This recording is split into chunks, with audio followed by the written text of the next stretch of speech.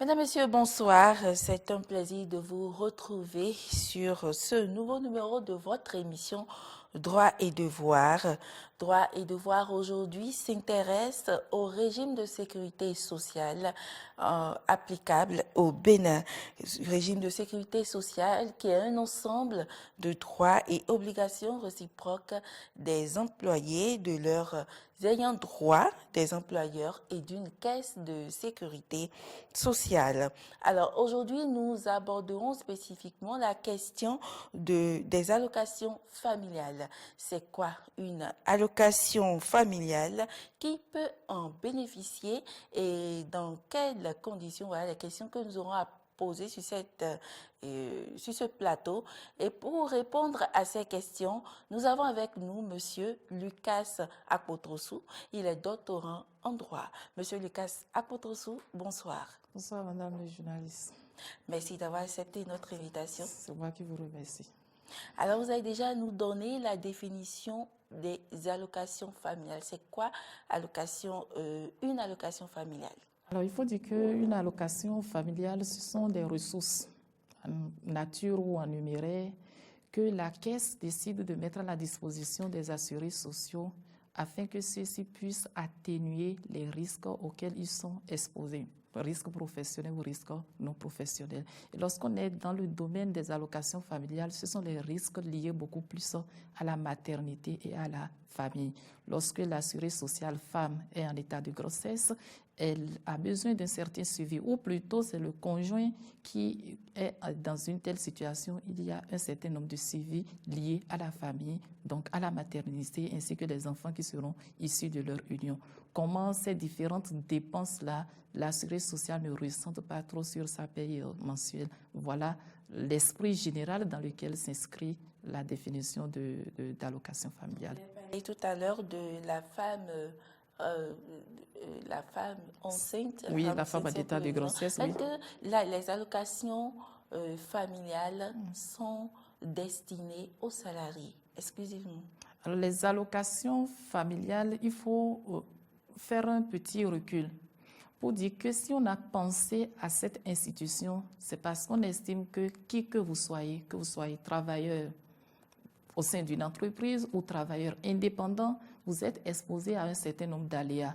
Si c'est le cultivateur, c'est peut-être la période de pluie, alors qu'il a une certaine maladie, il ne peut pas exécuter le travail, alors que sans doute il a déjà pris un certain nombre d'engagements. C'est déjà un risque qu'il subit.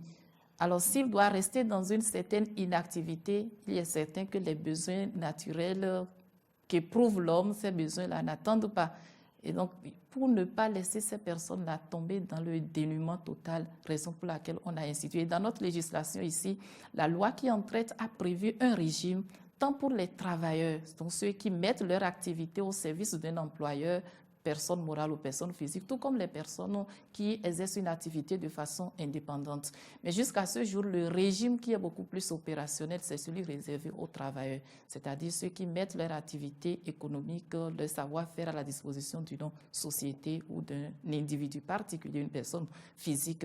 Donc c'est seulement ce régime-là qui est fonctionnel. Donc les allocations familiales que nous allons développer, ce sont celles beaucoup plus prévues pour les travailleurs qui mettent leur activité au sein d'une société ou d'une autre. Alors, dans quelles conditions ces allocations familiales sont attribuées? Vous avez donné tout à l'heure dans la définition l'exemple de la femme enceinte. Oui. Comment est-ce que ces allocations sont attribuées? Dans quelles conditions? Alors, comment ces allocations-là sont attribuées? Alors, il faut dire que ce ne sont pas tous travailleurs qui systématiquement bénéficient. Ça, c'est le préalable qu'il faut régler. D'abord, en tant que travailleur, tel que retenu par les tests, notamment l'article 2 du Code du travail, il faut que l'employeur s'assure que l'assuré ou que le travailleur s'est déjà inscrit, immatriculé au niveau de la Caisse nationale de sécurité sociale. Ça, c'est le préalable fondamental qu'il faut régler d'ailleurs. Donc, si vous êtes travailleur et que vous n'avez pas l'assurance que votre employeur a accompli les obligations vis-à-vis de la Caisse nationale de sécurité sociale, vous ne pouvez pas prétendre bénéficier de ces services. Deuxième chose, il faut être à jour vis-à-vis des cotisations. Et lorsque vous êtes à jour vis-à-vis des cotisations, il faut que, bien entendu, vous ayez une famille, parce que nous parlons des allocations familiales. Et quelles sont les différentes déclinaisons de ces allocations familiales? Première chose, c'est lorsque nous sommes en période de maternité. Et donc, la femme en état de grossesse ou le travailleur dont la femme est en état de grossesse a besoin d'un certain suivi médical. Et ce suivi médical a besoin de ressources.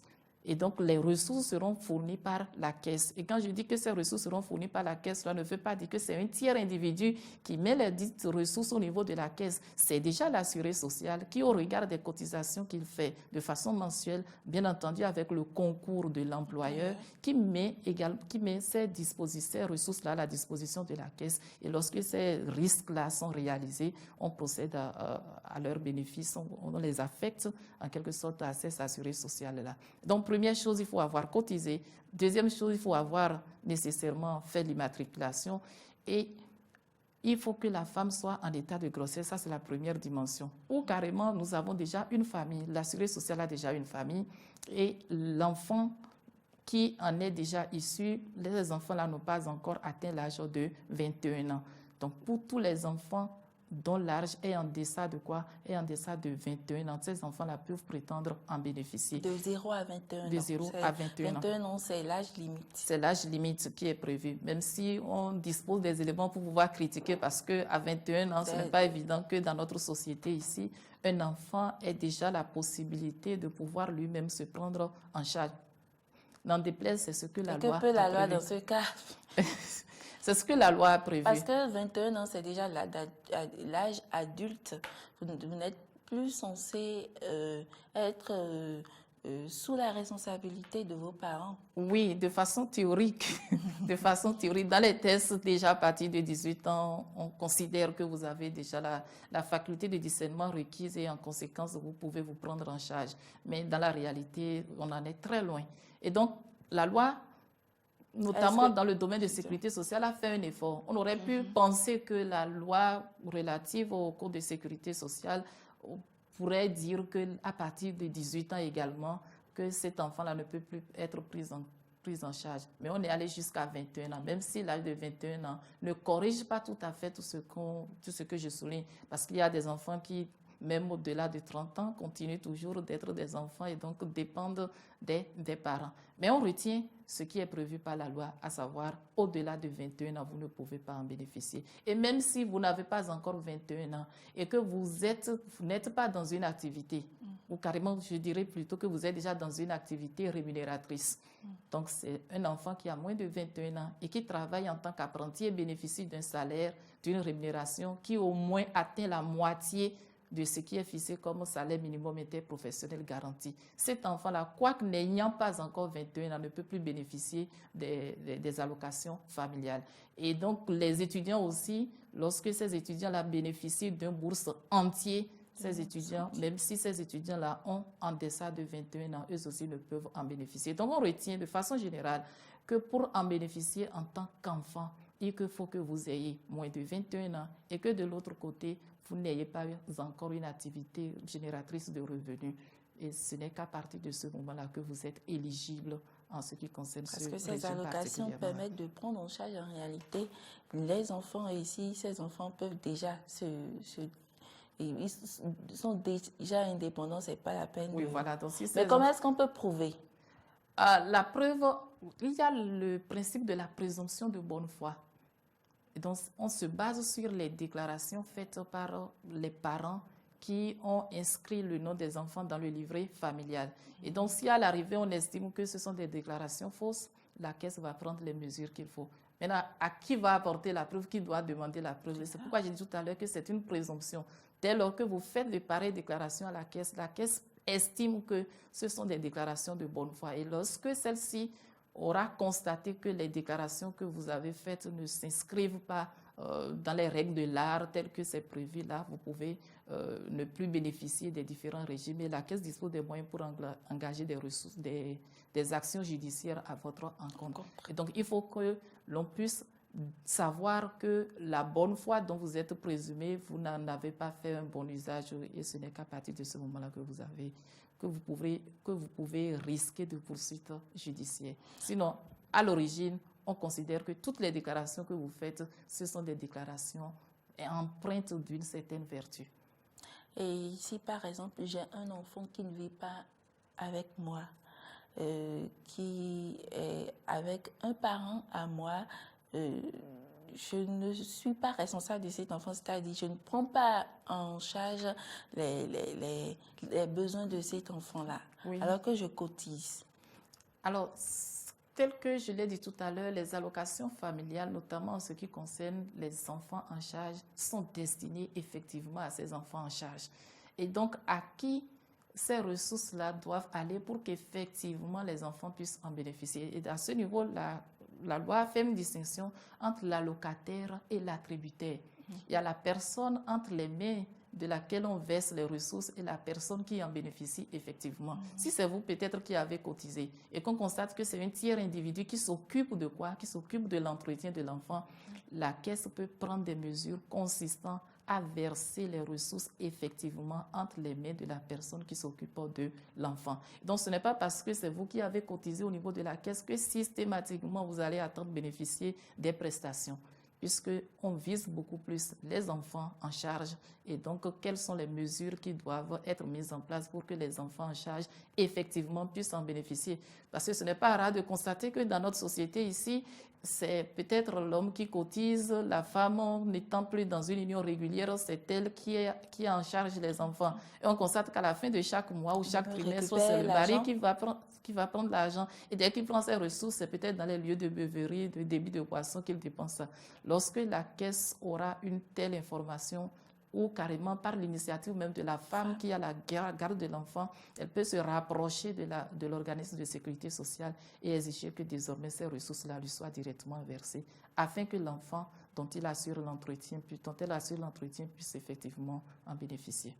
Nous allons revenir à la femme enceinte. Oui. Et ici, je prends l'exemple d'une femme enceinte salariée, le mari également salarié. Oui. Les deux sont inscrits à la Caisse nationale de sécurité sociale, par exemple. De quelle allocation familiale la femme doit bénéficier pour prendre soin de sa grossesse? Alors, avec ce que je viens d'expliquer, on constate que les allocations familiales, notamment avec l'exemple que vous venez de donner, sont destinées beaucoup plus à l'enfant.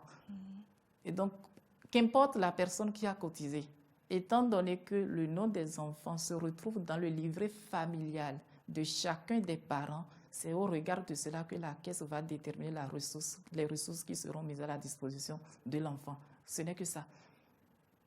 Non, parce que j'ai lu quelque part dans le code que lorsque, et c'est par exemple dans le couple, c'est la femme qui gagne plus.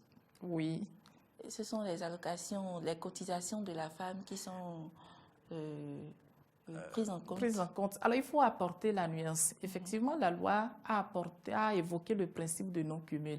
Mais ce principe de non-cumul s'applique lorsqu'il ne s'agit pas du même régime de sécurité.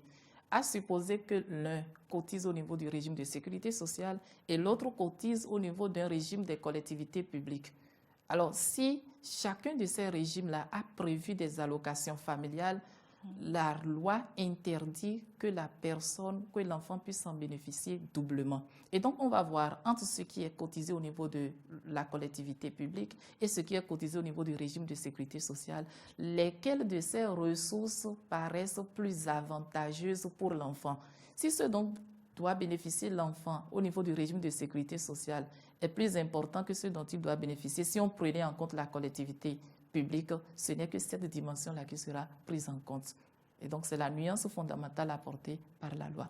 Alors, vous avez dit, comment est-ce que ces fonds sont reçus par le salarié? Alors, comment percevoir ces allocations? Comment percevoir ces allocations? Alors, pour percevoir ces allocations, il faut faire un certain nombre de démarcations. La première démarcation, quand vous êtes femme en état de grossesse, lorsque ces ressources-là sont mises à la disposition, j'ai dit tout à l'heure, est-ce que c'est pour le suivi, c'est pour le suivi de la grossesse. le conseil d'administration de la caisse fixe la périodicité suivant laquelle ces ressources-là doivent être mises à la disposition. Et donc, le conseil d'administration peut décider que les ressources doivent être versées soit de façon mensuelle, soit de façon trimestrielle. Et à chaque échéance, naturellement, vous vous rapprochez de la caisse pour en bénéficier. Mais si, par exemple, vous bénéficiez de la première prestation et qu'on constate qu'à la deuxième prestation, les ressources n'ont pas permis à ce que vous fassiez, ou plutôt vous n'avez pas utilisé ces ressources pour faire les examens médicaux requis par l'état de grossesse, à la prochaine fois, la caisse peut dire que vous n'allez pas en bénéficier. Comment la caisse peut savoir? Alors, il y a des agents de la sécurité sociale qui, de temps à autre, font de pareilles enquêtes parce que, avant de pouvoir atterrir à la caisse, c'est que vous êtes dans une entreprise. Vous êtes dans une entreprise. Et c'est l'entreprise qui s'occupe des déclarations. Et donc, si on constate qu'effectivement, vous avez reçu de pareilles ressources et qu'on constate que l'enfant, au regard des examens présentés, n'a pas été effectivement suivi, l'état de grossesse n'a pas été effectivement suivi, la caisse peut prendre les dispositions qu'il faut. Alors, vous étiez en train de nous dire comment percevoir l'argent. Ça, c'est le cas de la femme de la maternité. Oui, de la maternité. Alors, après le cas de la maternité, il y a les prestations familiales qui visent les enfants. Et j'ai dit tout à l'heure que ce sont les enfants, effectivement, qui ne sont pas encore en activité et qui sont dans un centre de formation ou de scolarité, que sont ces enfants-là qui en bénéficient. Et donc, lorsque l'échéance arrive, l'assuré social se rapproche de la Caisse nationale de sécurité sociale pour en bénéficier. Et ce sont des règlements en essor, PES, notamment pour ces dimensions-là. Et de l'autre côté, il y a la dimension sociale et sanitaire. Et c'est notamment à ce niveau que la Caisse ne s'occupe pas que de remettre des espèces sonnantes et trébuchantes à l'assuré social. Elle peut se rapprocher de l'entreprise ou de ces genres de personnes qui se retrouvent dans un tel état pour pouvoir effectivement leur demander de leur mettre à leur disposition des ressources. Ça peut être par exemple des comprimés, ça peut être des moustiquaires que l'on distribue, ça peut être des vivres que l'on met à la disposition ou plutôt des formations, c'est-à-dire l'attitude que par exemple une femme en état de grossesse doit avoir pour le bon suivi de sa grossesse. Donc, ce sont des formations, des prestations en nature. Et donc, on retient qu'en ce qui concerne les allocations familiales, ce ne sont pas que de l'argent que la Caisse met à la disposition de l'assuré social. En plus des espèces qui sont mises à la disposition, il y a ce genre de formation, d'instruction, de sensibilisation que la Caisse organise auprès des assurés sociaux. Oui, effectivement, c'est effectif et c'est de façon périodique. Donc, au début de chaque année, la direction générale de la Caisse essaie de définir les différents axes qui vont permettre à ce que... Parce qu'il ne faut pas s'inscrire toujours dans la perspective de faire face aux risques. Si on a la possibilité de prévenir ces risques, c'est beaucoup moins coûteux que d'attendre que ces risques-là soient réalisés avant de commencer par courir à gauche et à droite. Et donc, la Caisse, ayant compris cela, préfère davantage s'investir dans la sensibilisation.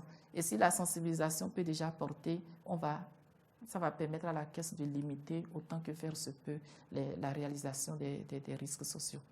Et à quel moment ce droit prend fin? Oui, à quel moment ce droit prend fin? Alors, j'ai commencé par fixer ça. Si la femme n'est plus en état de grossesse, il y a déjà l'enfant qui naît. Et lorsque l'enfant naît, il y a le deuxième aspect que j'ai souligné. Il faut suivre l'enfant jusqu'à ce que l'enfant ait 21 ans. À partir de 21 ans, la personne ne peut plus prétendre bénéficier de ces prestations. Deuxième chose, et qui me paraît très importante d'évoquer, il y a beaucoup de travailleurs aujourd'hui qui cotisent régulièrement au niveau de la Caisse nationale de sécurité sociale, mais ne savent pas que c'est leur droit d'en bénéficier. Et si c'est peut-être après la diffusion de cet élément-là qu'ils ont l'information, quelles sont les voies et moyens par lesquels... Alors, il y a pour entrer en possession de leur... Voilà, de leur dû. Oui, voilà, de leur dû. À supposer qu'il y ait quelqu'un qui a déjà un enfant 10 ans, alors que depuis la naissance de l'enfant, il n'a pas bénéficié de ces différentes prestations. Que faire à partir de cet instant? D'abord, c'est de se rapprocher de la Caisse. Mais vous allez me poser la question de savoir, en vous rapprochant de la Caisse, est-ce qu'on va lui faire le calcul de tout ce qu'il n'a pas perçu sur les 10 ans déjà écoulés? Non. Ce qui est sûr va perdre beaucoup. Non. L'institution est faite de telle sorte que lorsque vous allez vous adresser à la Caisse à partir de cet instant, on va comptabiliser, vous verser tout ce qu'on vous doit sur les 12 derniers mois. Et donc, si vous n'en avez pas du tout bénéficié et que ce n'est que plus tard que vous en avez eu l'information, ce sont seulement ce qu'on vous doit sur les 12 derniers mois-là que vous pouvez réclamer. Et l'employé qui n'est pas informé qu'il a des droits au niveau de la Caisse nationale de sécurité sociale, c'est la faute à qui? À l'employeur? Alors, il revient à l'employeur de lui porter cette information-là. Oui, mais généralement, cela figure sur la fiche de paie. Oui. Cela figure sur les fiches de paie. Et c'est pourquoi, à l'entame de mes propos, j'ai dit que ce qu'il faut régler en premier niveau, c'est l'immatriculation des salariés au niveau de la Caisse nationale de sécurité sociale. C'est dès lors que le salarié a l'information qu'il est inscrit, qu'il est immatriculé au niveau de la Caisse nationale de sécurité sociale, sur sa fiche de paie, il constate en même temps ce qui lui est versé au niveau de la caisse. Et donc, il doit pouvoir savoir que il doit pouvoir savoir les différentes branches qui sont prises en compte par la Caisse nationale de sécurité sociale et savoir que ce sont ces droits-là qu'il peut en bénéficier. Mais s'il n'avait pas du tout l'information, à partir de cet instant, il se rapproche de l'organisme de sécurité sociale pour voir dans quelle mesure il va en bénéficier. Il en est de même des autres dimensions qui sont prises en compte par la caisse. Mais déjà, est-ce que c'est peut-être un autre aspect, mais à la retraite, oui. Est-ce que ces allocations continuent d'avoir effet? D'avoir effet. Oui. Alors, lorsque la personne est à la retraite, il est évident que cette personne-là n'a plus un travail salarié qui lui permet de cotiser. Mais il a des enfants qui n'ont pas encore atteint l'âge de 21 ans. Qui n'ont pas encore atteint l'âge de 21 ans. Alors, le régime, c'est de dire que le cumul n'est pas possible. Le cumul n'est pas possible. Si la personne bénéficie déjà des pensions intégralement, la loi exige tout simplement que la personne puisse bénéficier de la moitié de ce qui est réservé pour l'autre branche. Et donc, la personne a encore des enfants en charge et de l'autre côté bénéficie des pensions. On va lui verser régulièrement ces pensions, mais s'il y a encore des enfants qui ont moins de 21 ans, ce n'est juste que la moitié qu'il pourra bénéficier dans cette dimension. Merci beaucoup, Monsieur Lucas Akpotrossou. Vous avez quelque chose à ajouter? Alors, mon mot de la fin, c'est de dire que c'est de demander à tous les employeurs d'accomplir la formalité fondamentale.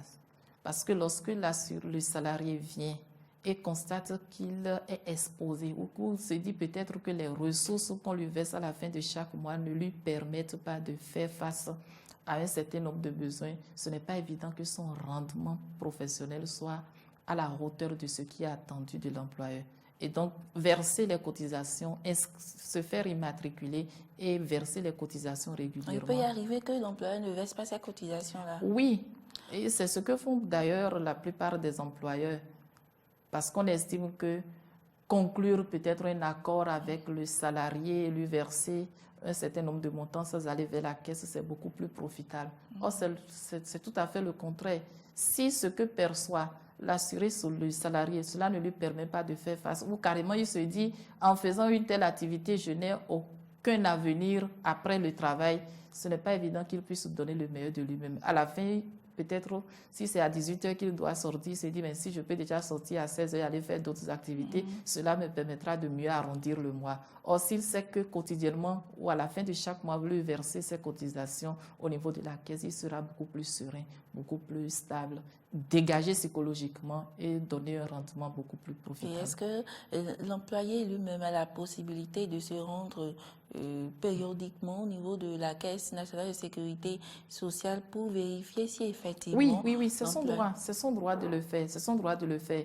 Mais là où on a un peu de difficulté, ne serait-ce que sur le plan psychologique, on est dans une entreprise, le salarié, l'employeur n'a pas décidé de façon spontanée à faire la déclaration. Est-ce qu'à partir de cet instant, le salarié peut se rapprocher de la caisse et exiger que la déclaration soit faite? En principe, on pourrait répondre par l'affirmative. Mais pourquoi ça ne se passe pas? Parce que le salarié craint les représailles plus tard. Parce que si l'employeur ne l'a pas fait et que c'est vous en tant qu'employé qui décidez de le faire, ce n'est pas évident que vos séjours dans cette entreprise soient toujours... Et donc, que le séjour soit écouté. soit écourté. Donc, le mieux, c'est d'informer l'organisme de sécurité sociale. Et ce sont les agents de l'organisme de sécurité sociale qui viendront mettre la puce à l'oreille à l'employeur pour que celui-ci puisse se mettre en règle. Monsieur Akpotrossou, merci beaucoup à vous. Merci pour toutes ces informations. Mesdames, Messieurs, nous sommes à la fin de cette émission. Nous avons parlé aujourd'hui des allocations familiales. Ces allocations sont des avantages dont bénéficient les employeurs. Merci de nous avoir suivis. J'espère que vous avez appris beaucoup. J'espère que vous avez tiré beaucoup de leçons de cette émission. Merci de nous avoir suivis et à la prochaine.